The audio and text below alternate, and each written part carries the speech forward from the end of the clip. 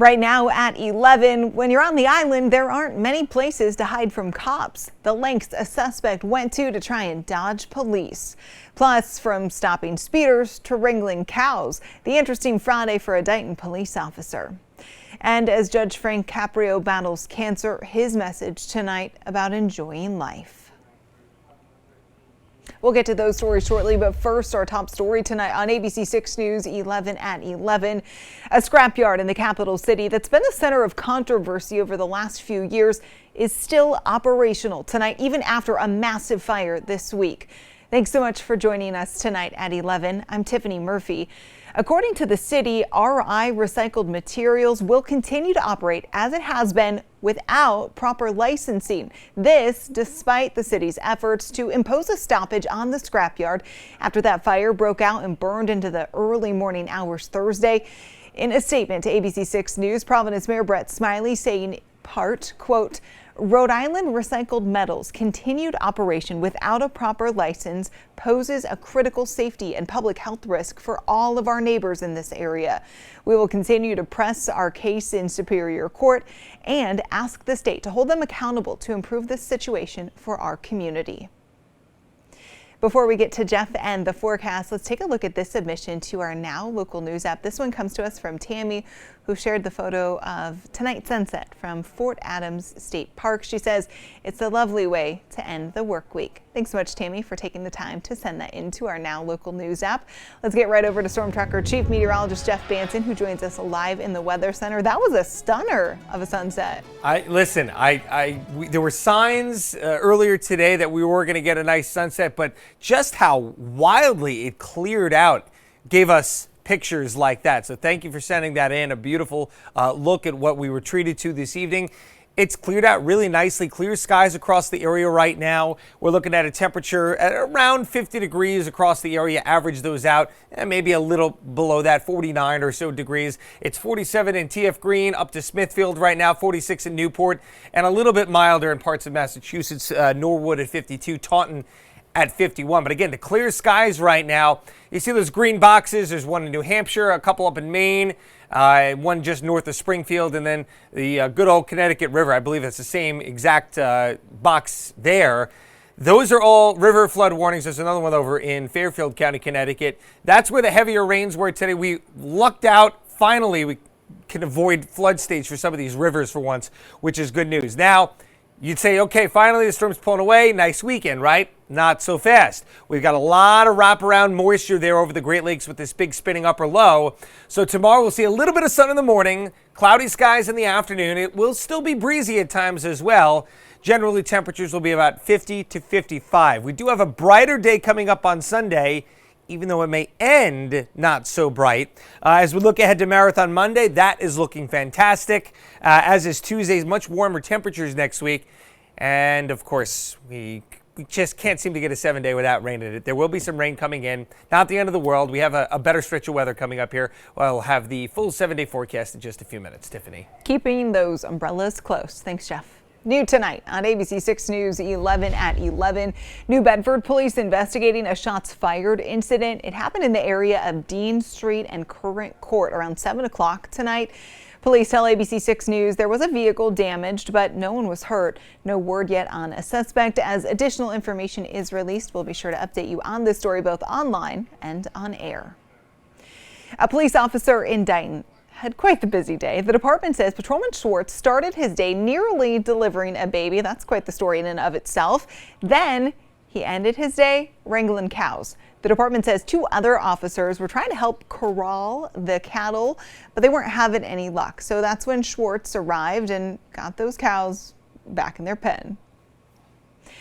Beloved Judge Frank Caprio sharing another message with his fan base of millions today about enjoying life's simplest indulgences. Judge Caprio, known best for his compassion on the bench on his hit TV series Caught in Providence, is currently battling pancreatic cancer. He says he feels it's essential for everyone to enjoy life's little indulgences, and his, he says, is coffee. He says it's been his favorite part of waking up ever since he was 10 years old.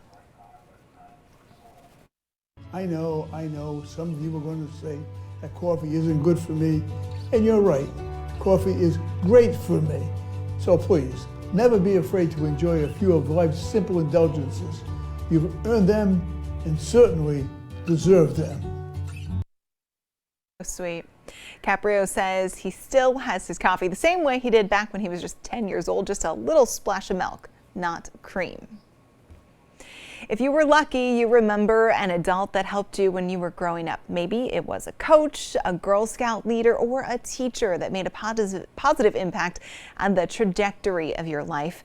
The Rhode Island chapter of Big Brothers Big Sisters is working to make a huge difference in the lives of hundreds of kids, but they can't do it without volunteers.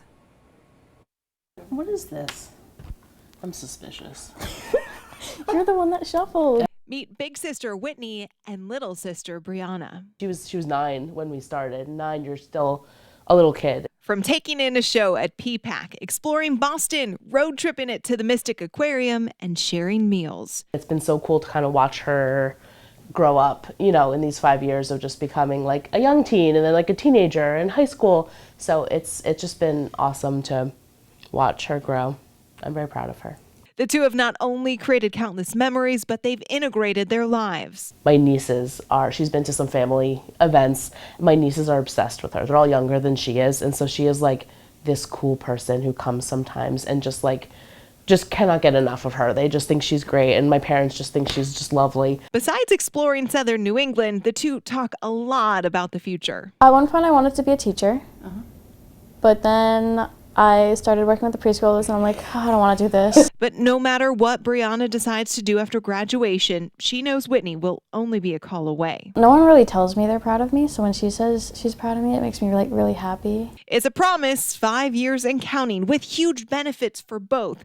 These once strangers are now the best of friends. When you have a relationship with an independent person, like they are their own person, they're going to make their own decisions, they're going to experience their own things, but you'll never be sorry that you invested in them. A friendship set in stone. Oh, she's stuck with me for past 18. Yeah, so wow, we're locked in. Big Brothers Big Sisters Rhode Island is looking for dozens of volunteers. You can contact them. We have details on our website. Now to some other local stories we're tracking for you on this Friday night. We are counting down to the 128th Boston Marathon.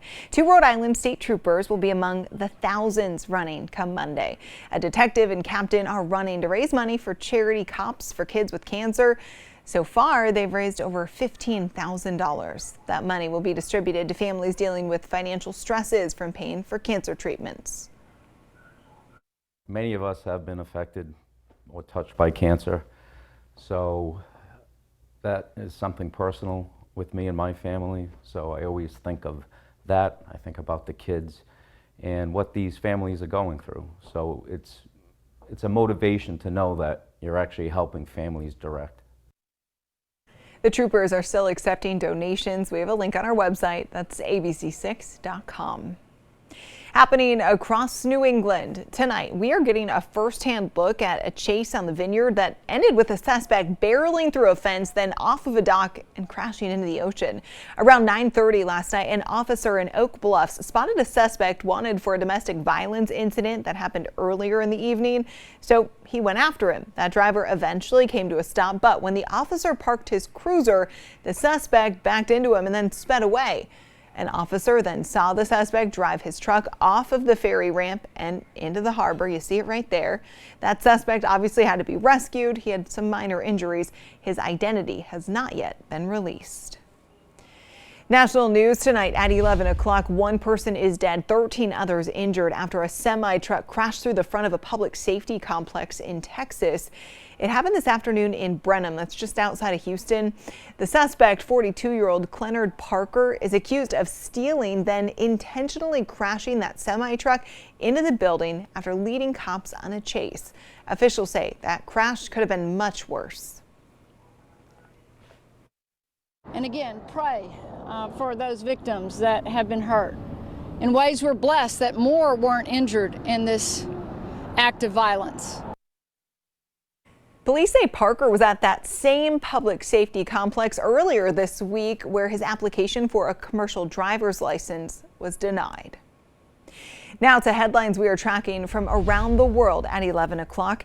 In the Middle East, Israel is bracing for Iran to launch a retaliation strike in response to an airstrike on an Iranian consulate in Syria. Here's ABC's Jacqueline Lee with the story.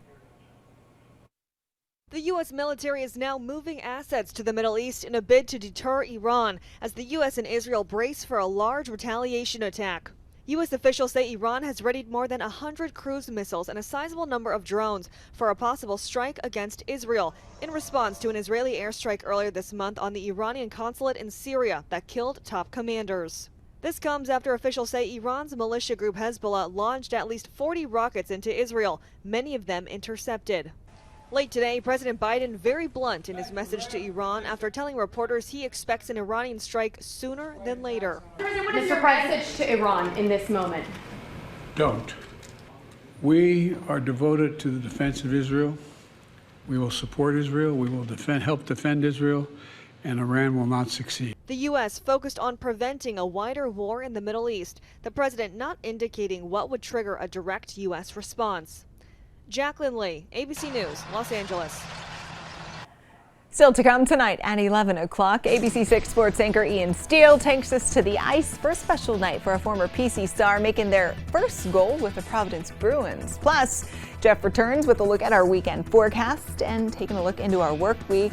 And we want to hear from you on our Now Local News app. Scan that QR code right there on your screen and start downloading our app and then uploading your video content today. You can get points that can be redeemed for prizes. Here's our question of the day. What's your favorite kind of salad? Chopped, Cobb, fruit, or Caesar? You can vote by scanning the QR code right there on your screen or head to abc6.com/spotlight. You're watching ABC6, Southern New England's trusted news source.